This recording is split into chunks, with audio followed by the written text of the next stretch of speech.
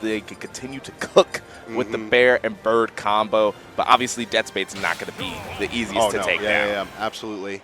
It's interesting, though. I do feel like, in some ways, Banjo's kind of, similar to Snake in a way. You got the grenades. You've got ways to kind of get out of these Bayo combos. Sure. So I feel like it's going to pose an interesting challenge for Deathspade.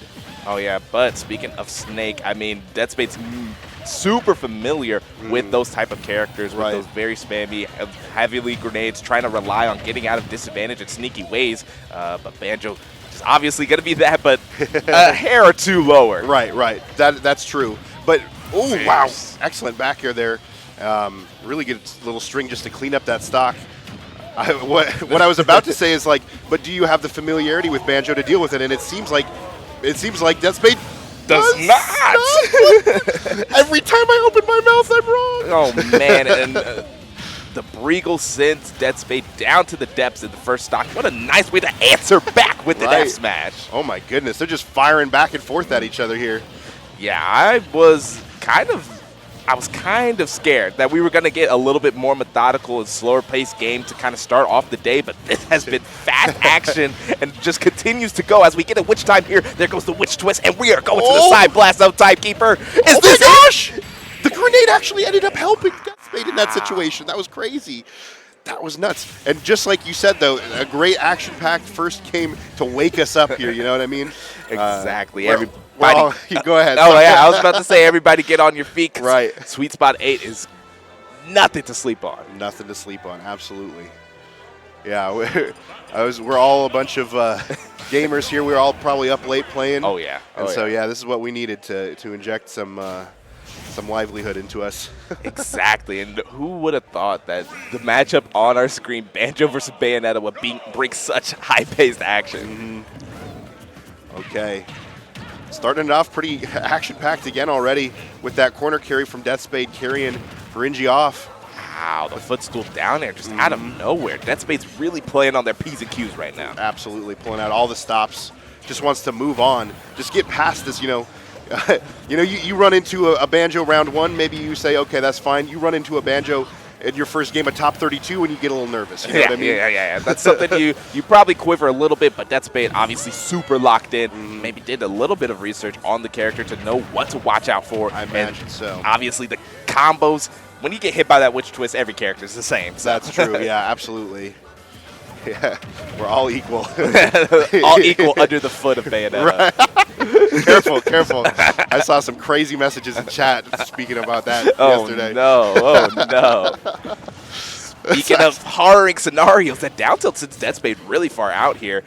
Man, it would be crazy if Fūrinji was able to take the lead to start this game too, but I don't know, Timekeeper, what do you think? What does Fūrinji need to do to kind of close out the stock? I mean, it's just like a matter of landing. I feel like it's like, which I feel like is just really difficult. So I guess just maybe mixing up these approach options would maybe be how you have to try to get in. Just because, like, any time you get carried by Banjo, it just doesn't stop. Yeah, exactly. And oh my goodness, and the extra credit Deathspade is able to put on after one opening. That's always a tough part playing against these combo heavy characters. It's like you lose the lead, and then instead of kind of like camping you out playing the slow game, they get right back into it and put on more damage. That down tilt sends at such a nasty angle. Just killing off that down tilt alone there, absolutely nuts. Even someone who is as fluid in the air like Bayonetta kind of falls to that angle there, but wow. Yep. the bats within actually saving Deathspade from a crazy scenario there. True. Yeah, that's like, because that's like some really good Banjo tech right there. The kind of like the pop up into the pop up, but that got totally interrupted by the bats within. Yep. Yeah, whenever Banjos pull out that Breagle Blaster, I get a little bit scared because I know there's some nasty things they can do with it. But speaking of nasty, that's the double. Yep. 2 back airs, 2 stocks. Fūrinji sitting in a very bad scenario here. But we saw that, Fūrinji has these kind of gimmicky gameplays that they can do to kind of bring back this game. They have to pull out that, pocket of tricks here. Right, yeah, exactly. It's getting to the point where you got to start taking them out. If you have any that work against Bayo, of course. All right. Wow, what a mash. Holy cow. We are ready for that, Timekeeper. No kidding. Said, I'm not going to fall to the little gimmick there, going down into the ground and getting popped right back up. That was a mash at like 80% too. Like, you know how fast you have to be mashing to get out like that? That's crazy. Again, ow. 120%. Check that controller. No, I'm kidding. Well, you should. We could check on the controller because those buttons are probably wear and tear. Right, true, yeah.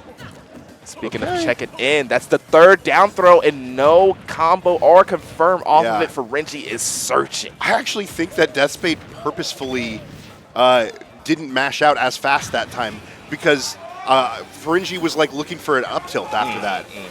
Like thinking that Deathspade was going to pop out. Super smart from Deathspade. Ooh, and there goes the jab. Yes. Excellent flurry of fists to send us to game 3, and Timekeeper, it's looking a little tough for Fūrinji. Yeah, absolutely. Really rough. It's like, it seems like there was some good adjustments, I would say, made from Fūrinji in that last game. Wasn't getting hit by anywhere near as many combos, but I mean, that's partially also because Deathspade was slowing it down, you know, just like taking it methodically towards the end. The problem is, how do you land as Banjo? How do you get in? And that's like really where the struggles are. And maybe Fūrinji's cooking up something here. Yeah, I mean, obviously a long think after that game too. There's a lot of strategy that you kind of have to reassess here because Deathspade's one of those players where if you find themselves on that momentum, on the opposite side of that momentum, it's really hard to slow them down. You really got to pull something out of your back pocket that, you know, really dig deep and find something within yourself to kind of bring it back. This is the game to do it in, game 3. All right, starting off on PS2, it is where the best games are made, so I expect this to be no different as we're already almost taking a exit train left there. Yeah. Gosh, this is just another thing about this matchup too, is that Bayo just eats all of Fūrinji's options in the air like for breakfast. Yeah. Oh, that jump, give me that. Nom nom nom. Oh, that upbeat, give me that. Nom nom nom. Yeah. Side B, I got that too. Bayonetta's quite the hungry witch, and I mean, all those special moves are just kind of just gapping any of Banjo's landing options, like you mentioned. Just like far better aerial mobility here is just really the difference. All right, here we go. And yeah, there goes the other witch twist, and you see Deathspade hop up in their seat. Check the player cam whenever you see the next Bayo combo, because Deathspade be getting into it. I'll have to keep my eye out on that. But yeah, here trying to space out something, trying to, oh, nice. Okay. Just the wake up side B, I like it. Got to, switch things up. You know, big players make big plays in big games. This is a big game. Yeah, and we haven't seen much Wonder Wing come out for Fūrinji, which, shows that they are very disciplined because obviously the mark of a little bit of a scrubby Banjo is to blow all those 5 Wonder Wings, and not get anything off of it. Yeah. Fūrinji's trying to pick their spots, but also I would love to see that option come out more because it's just so powerful. Yeah, and I mean, maybe it's time to get a little grimy. I don't know, so like it might be that time. Play a little unpredictably, play a little elite smashy. Oh my goodness. That was insane. He just stood up in that. Yeah, just Ultra Instinct has been activated. Hence the white fur. Right, yeah, exactly. But, okay. Good SDI to get out of that. But, yeah, just immediately landing unsafely on that shield. Yes, indeed. Oh, that's a good grenade egg there, but honestly, Deathspade just continues the offense, not letting Fūrinji breathe here with a witch twist off the platform. Oh my gosh. Man, Timekeeper, that's not going to be it, but 123 is not where you want to be. Just like the patience from Deathspade too in these situations. Ooh, ready for that. Ooh, absolutely ready for that. And now the full stock lead in favor of Deathspade here. Dang, tisk, tisk, tisk. Things are not going the way you would want to if you are a fan of Banjo. True. This is still winner's side, though, so no matter what happens here, there is a second chance, Yeah, both of these competitors have a lot more Smash within them. And Fūrinji is showing us, putting it on the map with a Wonder Wing to start off. There's nothing you could have done there. That's just checkmate. Where are you going to go? That's a tiny little platform. Yes, those are scenarios I want Fūrinji to set up a lot more, because a lot of times it's just the Deathspade show. Yeah. Fūrinji needs to start forcing the issue and putting Deathspade in these positions where they have to choose an option. Yes, I totally agree. And it's just like you have to do it in a way that doesn't end up in these situations. But it's far easier said than done, of course. You know what I mean? Of course. Deathspade, a national level talent, obviously put their name on the map for more than just their Twitter. So, yeah. Oh, just one backer, up tilt to backer, probably what they're going to be fishing for here. You can see Deathspade has slowed the pace down to the crawl, you know. Bayonetta kind of has what we call that Marthitis, a term from Melee where... Oh, such a good air dodge down. Yeah. That's research, you can tell.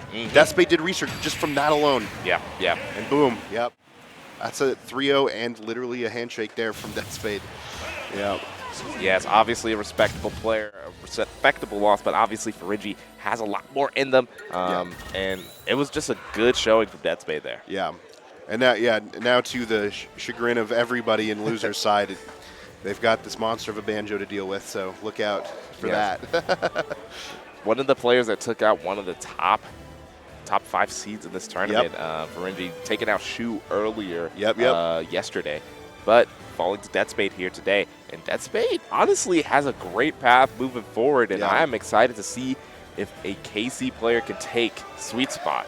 Yeah, that would be, you're right. So I guess what that would mean then is that Fūrinji had inherited that really good seeding, right? Yep. And now that's Deathspade. So yeah, the bracket path has really opened up for Deathspade. Yeah. And you know, hometown for you as well. So right? Yeah, exactly. It would be that'd be sick. It would be very great because the last couple of Sweet Spots, at least ever since Ultimate has came out, no KC player has ever won Sweet Spot. The closest was Yes back in the day, actually, but more from Springfield than KC. So it was a big